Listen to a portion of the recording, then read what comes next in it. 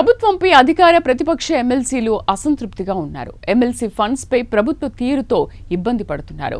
కాంగ్రెస్ సర్కార్ అధికారంలోకి వచ్చాక ఎమ్మెల్సీలకు ఇవ్వాల్సిన నిధులు ఇవ్వడం లేదు. దీంతో పదవులున్నా ఫండ్స్ ఇవ్వకపోతే ప్రజల్లోకి ఎలా వెళ్లాలని మండలి సభ్యులు నారాజవుతున్నారు. సర్కార్ ఎమ్మెల్సీలకు ఫండ్స్ ఎందుకు ఇవ్వడం లేదు? కాసులు లేక పెద్దల సభ సభ్యులు పడుతున్న అవస్థలేంటి చూద్దాం.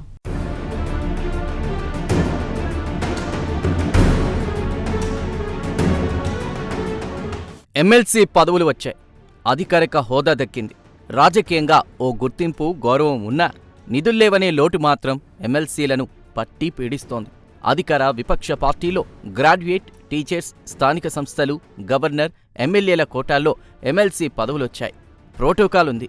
టంచనుగా జీతాలొస్తున్నాయి. చెప్పింది చేయడానికి ప్రభుత్వ పిఏలు ఉన్నారు. బయటికెళ్తే తోడొచ్చే గన్మెన్లున్నారు. అధికార పార్టీ ఎమ్మెల్సీల్లో కొందరికి క్యాబినెట్ ర్యాంక్తో విప్ హోదా ఇచ్చారు. అన్నీ బావున్నా ఎమ్మెల్సీల ఫండ్ మాత్రం ఎవరికీ అందడం లేదట. దీంతో పైకి కద్దరు చొక్క, లోపల చిరుగుల బన్నీనే అన్నట్లుంది ఎమ్మెల్సీల పరిస్థితి.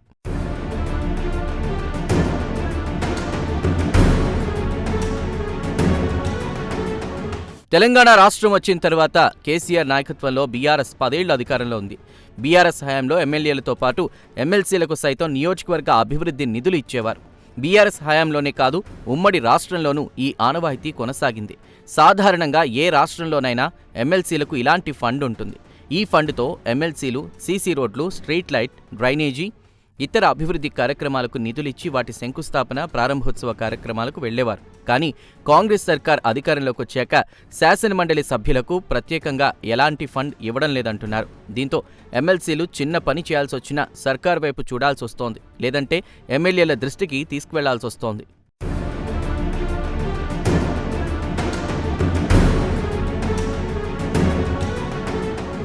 బీఆర్ఎస్ ప్రభుత్వ హయాంలో ఎమ్మెల్సీలకు నియోజకవర్గ అభివృద్ధి పేరుతో 5 కోట్ల ఫండ్ ఇచ్చి అందులో 2 కోట్లు మన ఊరు మనబడికి తీసుకుని మిగతాది ఎమ్మెల్సీలు తమ పరిధిలో అభివృద్ధి పనులకు కేటాయించుకునేవారు. కానీ రేవంత్ సర్కార్ వచ్చాక ఎమ్మెల్సీల ఫండ్ కట్ అయినట్లు తెలుస్తోంది. 2.5 ఏళ్లు గడిచినా ఇప్పటి వరకు ఎమ్మెల్సీలకు ఫండ్స్ ఇవ్వడం లేదంటున్నారు. అయితే ఎమ్మెల్సీలకే కాదు, ఎమ్మెల్యేలకు సైతం నియోజకవర్గ అభివృద్ధికి ప్రత్యేకంగా ఫండ్స్ ఇవ్వడం లేదని టాక్. కాంగ్రెస్ ప్రభుత్వం కొలువుదీరాక 2024లో ఎమ్మెల్యేలకు స్పెషల్ డెవలప్మెంట్ ఫండ్ కింద నియోజకవర్గానికి 10 కోట్లు ఇచ్చింది. దీంతో ఎమ్మెల్యేలు నియోజకవర్గంలోని కాంట్రాక్టర్లకు కొన్ని పనులు అప్పగించారు. సీసీ రోడ్లు, స్కూల్స్ అభివృద్ధి, టెంపుల్స్, డ్రైనేజీ, స్ట్రీట్ లైట్ లాంటి పనులు చేశారట. కానీ ఇప్పటికీ ఆ బిల్స్ రాక కాంట్రాక్టర్లు వాళ్లకు పనులు పురమాయించి ఎమ్మెల్యేలు ఇబ్బంది పడుతున్నారట.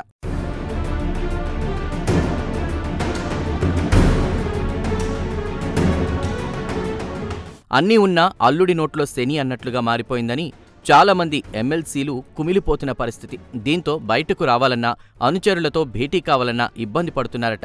ఎమ్మెల్సీ కదా, ఆ మాత్రం చేయలేరా?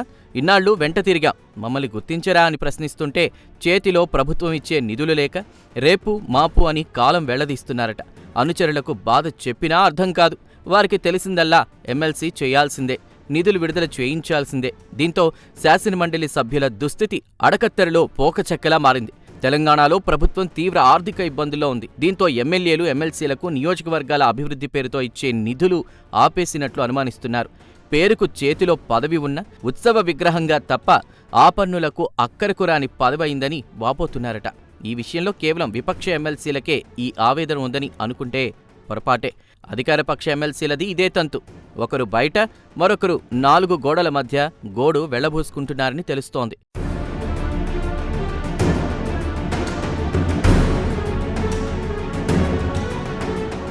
చెప్పుకుంటే సిగ్గుచేటు, చెప్పకుంటే తలపోటన్నట్లే ఉంది అధికార పార్టీ ప్రజాప్రతినిధుల పరిస్థితి.